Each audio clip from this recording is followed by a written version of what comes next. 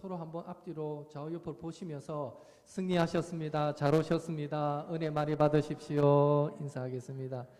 예.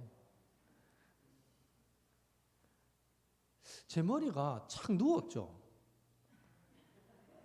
이 뭡니까? 젤 바르고 아무리 세우려고 빗질을 해도 안 되는 거예요. 참. 그래서 이 아침에 머리 감고 그때 바로 발라서 세워놨어야 되나? 하루 종일 있을 때 이게 머리가 쫙 가라앉더니 이 오기 전에 아무리 발라도 이게 안 세워지는 거 있죠. 예. 예. 바울은 편지를 써서 지역 교회들에게 보낼 때 그만한 이유가 항상 있었습니다.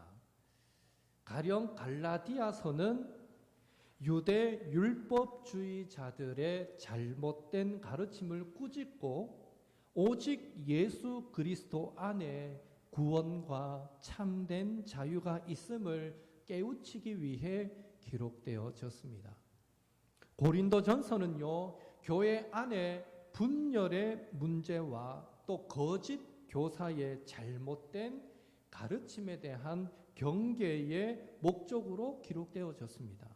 그리고 에베소서는요, 그리스도 안에서 유대인이나 이방인이나 모두 한 몸이다, 한 가족이다 라는 것을 강조하기 위해 에베소서는 기록되어졌습니다. 이렇듯 바울이 서신서들을 기록할 때 주로 그 지역 교회를 향해서 보낸 편지잖아요. 이것들을 기록할 때는 그에 맞는 이유가 다 있었다라는 것이죠. 그런 의미에서 오늘 바울이 골로새서를 기록할 때는 이 골로새 교회 안에 천사 숭배와 헛된 철학 등 많은 이교도적인 가르침들이 퍼지고 있었기에 이것을 경계하고 골로새 교회 성도들이 바른 복음 위에 굳건히 서도록 돕기 위해서 이 골로새서를 기록했습니다. 그래서 다른 바울 서신과 마찬가지로 이 골로새서는요, 예수 그리스도의 완전성, 예수 그리스도의 충족성을 강조하고 있습니다. 골로새서 1장 19절 같이 읽겠습니다. 아버지께서는 모든 충만으로 예수 안에 거하게 하시고, 2장 3절도 함께 읽습니다. 그 안에는 지혜와 지식의 모든 보화가 감추어져 있느니라. 골로새서 2장 9절도 읽습니다. 그 안에는 신성의 모든 충만이 육체로 거하시고, 이 모든 구절이 바로 예수님의 완전성을 우리에게 말씀해 주고 있습니다. 한마디로 우리를 구원하실 뿐 아니라 우리의 지친 심령을 회복하고 메마른 영혼을 살찌움에 있어 예수 그리스도 그 한 분만으로 충분하다라는 것을 강조하고 있습니다. 그러니 괜한 철학이나 헛된 속임수에 속지 말고 말도 안 되는 천사 숭배 이런 사상에 빠지지도 말고 갈급한 영혼 채운다고 엉뚱한 곳에 기웃거리거나 엉뚱한 것에 미친 듯이 열중하지도 말고 그래봐야 소용없다라고 바울은 지금 골로새 교회 성도들에게 경고하고 있는 것이죠. 오늘 우리에게 적용한다면 이런 적용이 되지 않겠습니까? 은혜의 결핍에서 오는 공허함, 영혼의 메마름에서 오는 갈급함, 그것들을 인간적인 방법으로 채울 생각을 하지 말라는 것입니다. 예를 들어서 여행을 통해서, 스포츠를 통해서, 독서를 통해서, 친교를 통해서, 춤으로, 음악으로, 미술로, 이런 예술 활동으로 통해서 그렇게 은혜의 결핍에서 오는 이 갈급함을, 공허함을 채우려고 하지 마라, 이렇게 말씀하고 있습니다. 오직 예수님을 만날 때만이 우리의 영혼의 풍성한 만족을 경험할 수 있기 때문입니다. 이 골로새서에 흐르는 이런 바울의 핵심 사상, 즉 예수 그리스도 한 분만으로 충분하다라는 이 사상을 근거로 주어지고 있는 핵심 권면이 3장 2절의 말씀입니다. 함께 읽겠습니다. 위의 것을 생각하고 땅의 것을 생각하지 말라. 예수 그리스도 그분 한 분으로 충분하니까, 그러니까 위의 것만 생각하고 땅의 것은 생각하지 말라는 거예요. 그 안에 모든 보화가 감추어 있는 예수 그리스도만을 생각하라라는 것입니다.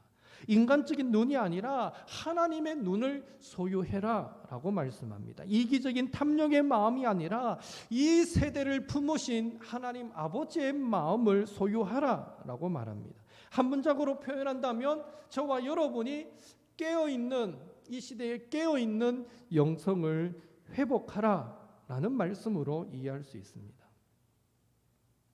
바울이 이런 교훈을 주기 전에 사실은 예수님께서 이미 저와 여러분에게 그렇게 교훈하셨습니다. 마태복음 6장 31절에서 33절 같이 읽습니다. 그러므로 염려하여 이르기를 무엇을 먹을까, 무엇을 마실까, 무엇을 입을까 하지 말라. 이는 다 이방인들이 구하는 것이라. 너희 하늘 아버지께서 이 모든 것이 너희에게 있어야 할 줄을 아시느니라. 그런즉 너희는 먼저 그의 나라와 그의 의를 구하라. 그리하면 이 모든 것을 너희에게 더하시리라. 아멘. 모든 사람들이 생각하는 대로 생각하지 말고 모든 사람이 원하는 그것을 전부인 것처럼 쫓아가지도 말고 모든 사람이 행동하는 대로 따라하지 말고 좀 더 우리의 생각과 말과 행위에 하나님의 거룩함을 나타낼 것을, 깨끗한 영성을 소유할 것을 예수님은 원하시는 것입니다. 이런 예수님의 마음을 담아서 바울은 지금 위의 것만 생각하고 이 땅의 것은 생각하지 말라라고 권면하고 있는 것이죠. 그렇다면 우리가 흔히 생각하기 쉽고 쫓아가기 쉬운 이 땅의 것은 어떤 것이 있을까요? 3장 5절 함께 읽겠습니다. 그러므로 땅에 있는 지체를 죽이라. 곧 음란과 부정과 사욕과 악한 정욕과 탐심이니 탐심은 우상 숭배니라. 여기 음란은요, 합법화된 매춘이나 간음이나 불륜을 의미합니다. 당연히 이러한 땅의 것은 멀리해야 되겠죠. 부정은요, 악한 행위나 도덕적인 불순함을 의미합니다. 좀 개념이 넓어요. 그 안에는 또 성적인 방탕함도 들어가겠지만 또 넓은 범위에서 악한 행위, 도덕적인 불순함을 부정이라는 말로 표현했고요. 사욕은 절제하지 못하는 정욕이나 동성애를 이 사욕이라는 말로 묘사하고 있습니다. 그리고 마지막으로 탐심은 지나친 욕심, 채워도 만족할 줄 모르는 탐욕을 의미합니다. 여러분도 공감하시겠지만 땅의 것으로 대표되는 이런 음란, 부정, 사욕, 악한 정욕, 탐심 이런 것들은요, 오늘 우리가 살아가는 이 시대를 대표하는 다양한 현상들입니다. 그런데 문제는요, 세상이 워낙 악하니까, 워낙 악하게 돌아가니까 이제는요, 상대적으로 덜 악해 보이는 것은 괜찮은 것으로 묘사하기도 하고 그렇게 생각하게 되더라라는 것이 문제입니다. 단적인 예로 사랑하는 관계 안에서의 혼전 성관계나 동거나 혼전 임신 같은 것을 예로 들 수 있습니다. 2주 전에 유명 여배우, 아마 여기서 이름을 거론할 수는 없고요. 유명 여배우의 깜짝 결혼 발표가 있었는데요. 세상은 그녀의 결혼 발표를 이렇게 묘사했습니다. 결혼과 임신 겹경사 맞이한 누구. 아직 결혼 안 했어요. 1월 달에 한대요. 그런데 기사가 뜨기를 결혼과 임신 겹경사를 맞이한 누구. 또 다른 기사는 이런 제목을 달았어요. 배우 누구와 결혼한다. 소중한 생명도 찾아와. 이런 기사 밑에 달린 댓글은요, 하나같이 축하합니다, 행복하세요, 그리고 부럽습니다, 뭐 이런 글들이 대부분이었습니다. 더 놀라운 사실은 그 여배우가 기독교 신자이고 그 결혼할 남자친구도 함께 교회에서 신앙생활하는 사람이었다라는 것이죠.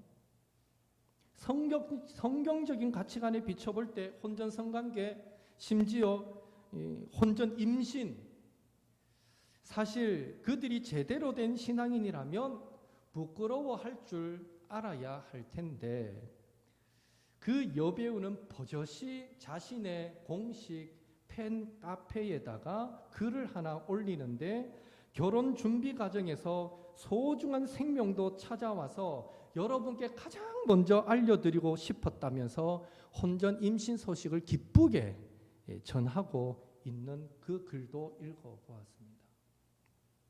TV와 영화 같은 대중매체가 그러한 것들을 순수한 그리고 합리적인 사랑으로 묘사한 지 오래되었기 때문인지는 몰라도, 이제는 많은 사람들이 뭐 결혼한다면 혼전 관계, 뭐 혼전 임신, 이제는 뭐 괜찮은 거 아니야? 라고 당연하게 생각하는 시대가 되어가고 있는 것은 아닌가, 이런 생각을 해봅니다.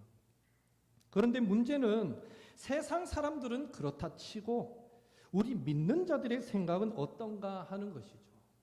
혼전 성관계나 동거나 혼전 임신을 두고 성경은 분명 잘못되었다라고 말하는데, 우리 역시 세상 사람들처럼 사랑하면 괜찮은 것 아닌가, 결혼하면 된 것 아닌가 하는 생각이 은연중에 저와 여러분의 마음속에 자리 잡고 있는 것은 아닌가 모르겠습니다. 인간적으로 생각하면 결혼하면 참 다행이죠. 예, 인간적으로 생각하면 그렇습니다. 결혼하면 참 다행인데, 그러나 하나님이 우리가 그 정도로 생각하고 살기를 기대하실까라는 이 점에서 한 번 더 생각해 봐야 된다는 거예요. 성경적 기준으로 그것이 악인가 아닌가를 생각해 보기보다는 상황이나 시대나 정황에 따라서 면죄부를 져버리는 모습이 우리 가운데서도 자꾸만 늘어나고 있지는 않는가 하는 염려를 해보게 됩니다. 그렇다면 그렇게 될 수밖에 없는 것이, 이게 다 이 죄악의 영향력이 이 땅에 우리가 속해 살아가기 때문에 나도 모르게 물들어 버리는 이 죄악의 영향력이 우리의 생각을 그렇게 조금씩 침식해서 우리를 삼켜버리는 것 같습니다. 그렇다면 우리는 어떻게 이 땅의 것의 유혹과 죄악의 영향력으로부터 자유할 수 있겠습니까? 적어도 우리 자신에게서 그 답을 찾을 수는 없다는 것, 저와 여러분은 모두 동의할 것입니다. 왜냐하면 우리도 죄의 유혹에 쉽게 넘어지기 쉬운 연약한 존재이기는 마찬가지이기 때문입니다. 나는 결코 그렇게 살지는 않아, 나는 그렇게 살지 않아라고 자신할 수 있는 사람은 아무도 없다는 거죠. 그래서 바울은 골로새서 3장 9절 10절에서 우리의 가치관과 행위가 땅의 것의 유혹과 죄악의 영향력으로부터 벗어날 수 있는 유일한 방법을 소개해주고 있습니다. 골로새서 3장 9절 10절 같이 읽습니다. 너희가 서로 거짓말을 하지 말라. 옛사람과 그 행위를 벗어버리고 새 사람을 입었으니 이는 자기를 창조하신 이의 형상을 따라 지식에까지 새롭게 하심을 입은 자니라. 10절에 새롭게 하심을 입다라는 이 동사의 시제는 현재 완료 진행형입니다. 이는 하나님께서 예수님 안에서 구원함을 받은 백성들을 구원하신 그 순간부터 지금까지, 그리고 앞으로도 계속해서 그들의 생각과 가치관이 온전한 지식에 이르기까지 끊임없이 새롭게 하실 것을 암시하고 있습니다. 하나님께서 우리를 그냥 내버려 두지 않는다는 것, 우리 믿음의 백성들을 날마다 우리를 새롭게 해 주시기를 원하십니다. 따라서 새롭게 하심을 입는다라는 이 동사를 전제할 때 우리의 생각이나 가치관, 우리의 행위가 죄의 영향력으로부터 자유할 수 있는 유일한 방법은 그것은 하나님께서 날마다 우리를 하나님의 형상대로 빚어 지식에까지 새롭게 하시는 은혜를 덧입는 것밖에 없다라는 것입니다. 그럴 때 우리는 땅의 것의 유혹과 죄악의 영향력은 우리에게 종이 호랑이에 불과하다라는 것을 경험하게 되는 것입니다. 날마다 새로워져야만 됩니다. 로마서 12장 2절인가요? 너희 마음을 새롭게 하라 할 때도 그게 날마다 새로워지는 것을 전제하거든요. 그렇다면 우리가 하나님의 은혜로 날마다 지식에까지 새로워진다라는 것은 구체적으로 어떤 의미이겠습니까? 이 부분에 대해서 바울은요, 골로새서 3장 22절에서 25절 말씀을 통해 날마다 새롭게 하심을 입는 성도의 삶이 구체적으로 어떠해야 하는지를 상전과 종의 관계를 가지고 설명하고 있습니다. 먼저 22절에 나오는 종은요, 주인이 돈을 주고 샀는 그런 노예의 개념은 아닙니다. 물론 그런 의미도 이 단어 안에 포함되어 있지만 여기서는 마치 왕과 신하의 관계처럼 자발적이면서도 종속적인 관계를 의미합니다. 쉽게 말해서 사장이 고용한 직원에 더 가까운 개념이다라고 이해하시면 됩니다. 하나님은 사도 바울의 그 입을 빌려서 직원된 종에게 말씀하고 계십니다. 22절, 23절 한 번 더 같이 읽습니다. 종들아 모든 일에 육신의 상전들에게 순종하되 사람을 기쁘게 하는 자와 같이 눈가림만 하지 말고 오직 주를 두려워하여 성실한 마음으로 하라. 무슨 일을 하든지 마음을 다하고 주께 하듯 하고 사람에게 하듯 하지 말라. 권면의 핵심은 간단합니다. 윗사람에게, 상관에게 성실한 마음으로 순종하라라는 것입니다. 그러나 오늘 본문 말씀은 단순히 순종하라라고만 가르치고 있지 않습니다. 깨어있는 영성으로 순종할 것을 이 대조 기법을 통해서 우리에게 강조해 주고 있습니다. 22절, 23절에 보면 두 종류의 직원을 소개해 주고 있습니다. 하나는 상전에게 순종하되 사람을 기쁘게 하는 자와 같이, 즉 원어를 직역하면 아첨하는 자와 같이 눈앞에 보이는 데서만 순종하는 자와, 또 다른 하나는 상전에게 순종하되 성실한 마음으로 순종하는 자입니다. 여기서 성실하다라는 말은요, 욕심을 구하지 않고 단순하고 소박하다라는 의미를 담고 있습니다. 따라서 성실한 마음으로 순종한다라는 것은요, 어떤 개인의 욕망을 위해 잔머리 굴리지 않고 맡은 자리에서 묵묵하게 최선을 다해 열심을 다해 순종하는 것을 의미하는 것입니다. 이 두 사람의 공통점은 어찌되었든지 간에 상전에게 순종했다라는 공통점이 있습니다. 그러나 이 두 사람의 차이점은 첫째로 한 사람은 대충 눈가림만 했을 뿐이고 다른 한 사람은 성실한 마음으로 순종했다라는 것입니다. 여러분, 우리는 어떤 상관을 만나야 진심에서 우러나오는 순종 또 충성을 다할 수 있겠습니까? 아무래도 좀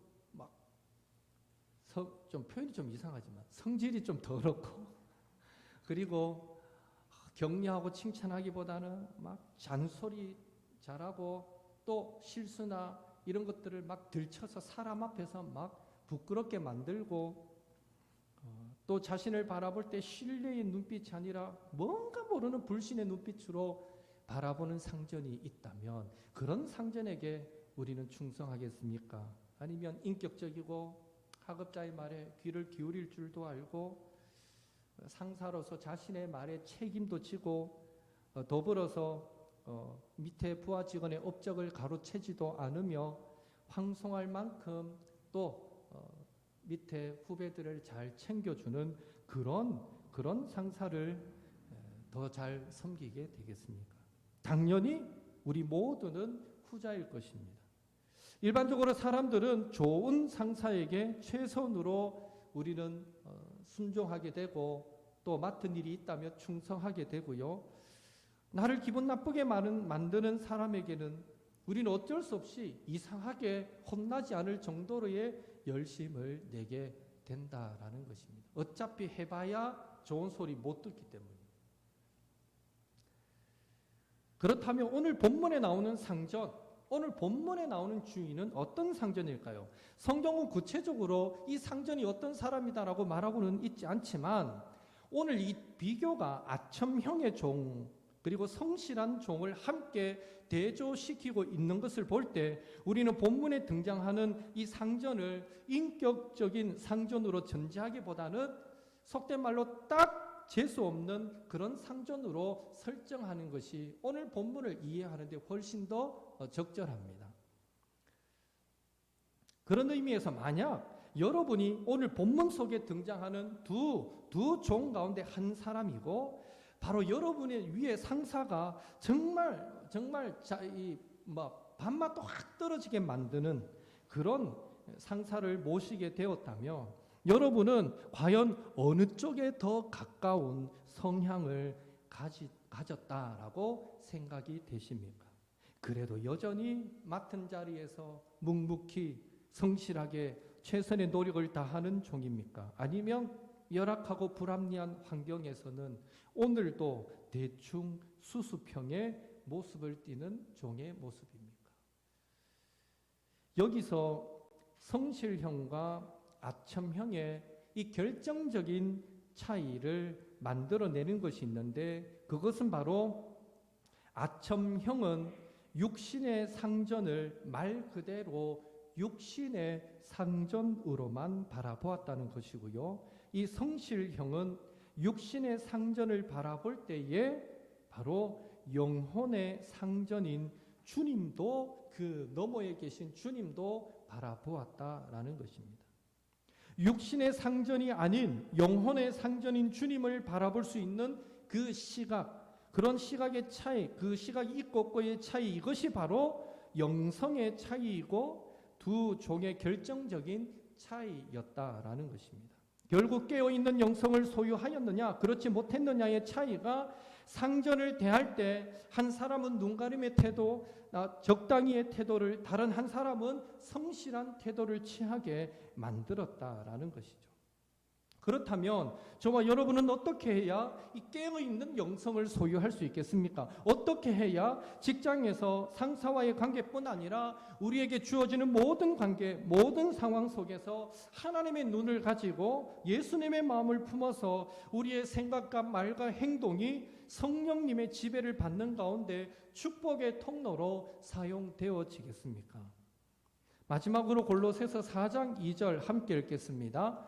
기도를 계속하고 기도에 감사함으로 깨어 있으라. 그렇습니다. 끊임없이 우리 안에 되살아나는 부패의 본성들, 땅의 것들을 죽이고 잠들어 있는 우리의 영성을 깨워서 하나님의 음성에 민감하게 반응할 수 있는 유일한 방법은 기도밖에 없는 것입니다. 기도 외에는 우리 영혼이 살 길이 없고 기도 외에는 우리를 얽어매고 있는 죄악의 쇠사슬을 세속적인 탐욕을 게으름과 나태함을 끌어버릴 방법이 없으며 기도 외에는 날 향한 하나님의 그 계획하심을 발견할 길도 없는 것입니다. 또한 기도 외에는 순간순간 말씀으로 우리의 걸음을 인도하시는 성령님의 음성을 들을 방법이 없고 기도 외에는 나를 향하신 그리고 우리 가정과 교회와 나라와 또 세계를 향하신 하나님의 마음을 품을 길도 없는 것입니다. 기도만이 진정 우리를 깨어있는 영성의 소유자로 만들 수 있는 유일한 방법이며 기도만이 우리를 축복의 통로로 세워가는 유일한 방법인 것입니다. 따라서 이제 우리에게 남겨진 과제는 세 가지로 요약할 수 있습니다. 첫째는 깨어있는 영성을 소유하여서 더 이상 이 세상 사람들처럼 무엇을 먹고 마시고 입을까를 염려하는 그런 신앙의 모습이 아니라 우리에게 주어진 모든 상황에서 우리 자신을 하나님께서 기뻐하시는 거룩한 산제물로 기꺼이 드리는 것입니다. 믿음으로 드리는 것입니다. 둘째는 우리가 깨어있는 영성을 소유함으로 하나님의 축복이 우리를 통해서 주변으로 흘러가게 하는 축복의 통로의 사명을 감당하는 것입니다. 그리고 마지막으로 이 두 가지가 이루어지는데 꼭 필요한 깨어있는 영성을 소유하기 위해서 우리는 끊임없이 기도해야 하는 것입니다. 여러분은 하나님 앞에서, 가정에서, 교회와 세상에서 어떤 성도가 되기를 원하십니까? 바라기는요, 날마다 기도를 계속하고 그 4장 2절 말씀처럼 기도를 계속하고 기도에 감사함으로 깨어 있어서 믿음 없는 자들과 구별되는 거룩한 성향들, 깨어있는 영성을 우리 안에 소유하여 우리가 속한 곳에서 하나님을 기쁘시게, 하나님께서 기뻐하시는 거룩한 산제물로 어두운 세상을 밝게 비추는 한 줄기 빛으로 축복의 통로로 살아가시는, 그렇게 깨어있는 영성을 소유하시는 옥토의 모든 성도님들이 되시기를 예수님의 이름으로 축복합니다. 그런 의미에서 더욱 기도의 자리를 찾으십시오. 어느 교회, 어느 목사님 설교를 들어도 그 강조점은 거의 비슷하지 않습니까? 우리 영이 살기 위해서는 기도해야 된다는 거. 기도하라고 강조하지 않는 설교는 거의 들어보지 못할 겁니다, 여러분. 그만큼 그것이 우리 영이 사는 유일한 방법입니다. 이렇게까지 강조를 해도 긴가민가 의심하는 성도님들이 계시는지 모르겠지만 한번 속는 셈 치고 정말 갈급함이 있다면, 뭔가 하나님의 음성을 듣기를 원한다면, 나를 향하신 하나님의 분명한 계획하심과 인도하심을 찾고 싶다면 기도하시기 바랍니다. 오늘 바울의 권면처럼 기도를 계속하고 기도에 감사함으로 깨어있으라. 우리가 기도할 때 하나님은 저와 여러분의 인생을 놀랍도록 이끌어 가실 줄 믿습니다. 우리가 기도할 때 세상이 줄 수 없는 평안도 우리 가운데 항상 넘치게 될 줄 믿습니다. 우리가 기도할 때 그리 아니하실지라도 감사합니다라는 고백도 가능하게 되고, 우리가 기도할 때 기적도 경험하게 될 줄로 믿습니다. 아무쪼록 지금보다 더 기도의 자리를 찾으시고, 물론 교회가 집으로부터 멀어서 새벽에 이 자리 나오기가 쉽지 않은 분들이 많습니다. 꼭 새벽 기도를 오라는 말씀이 아니라 여러분이 처한 그 삶의 현장에서 하루를 마무리하시면서든지, 아니면 조금 더 일찍 깨어서 하루를 시작하시면서든지 하나님께 부지런히 나아가서 기도하시고 긍휼을 구하시고, 오늘도 나와 함께하여 주십시오. 주의 얼굴빛 비추어 주십시오. 은혜 없이 살 수 없습니다. 나를 도와주십시오. 늘 구하셔서 하루하루 주님의 은혜 가운데, 도움 가운데 승리하며 살아가시는 저와 여러분 되시기를 예수님의 이름으로 축복합니다. 이 시간에 우리 찬송하시는데 사람을 보며